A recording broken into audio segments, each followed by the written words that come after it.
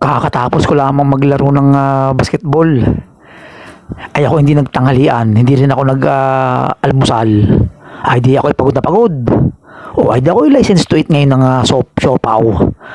Talagang takbo ang malala naman yung nangyari kanina eh. Kaya ako magmumukbang ng siopaw. Ay kakamiss na rin siopaw na ari. Ari talaga yung kilalang siopawan dito sa bayan ng Lukban.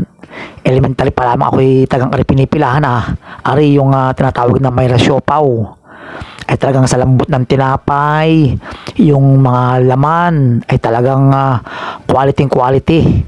Tapos ay yung sauce, yun ang binabayaran dun ay ang aking bibilin din ay special. Ay kaso'y ubos na.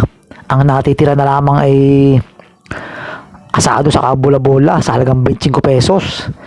Ay di binili ko na rin, pero pag hindi special ay ako'y isang siopaw laang, dahil ang gusto ko talaga yung special halagang 30 pesos.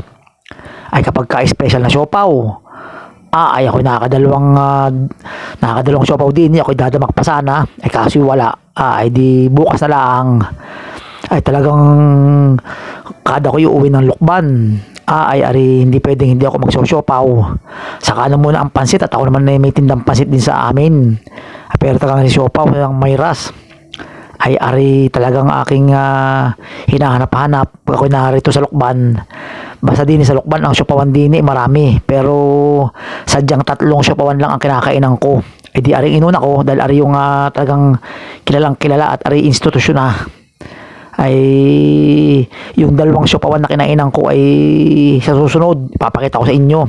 Pero ari muna tagang matatakam kayo din talagang hindi nagbago yung lasa, ay mas sumarap pa. At yung sauce talagang parang nag-level up pa. Talagang para masulit ang ibinahid mo din ay damihan mong sauce para talagang malasa lalo yung siopaw. Yun sa Maynila yung ganda ring laki.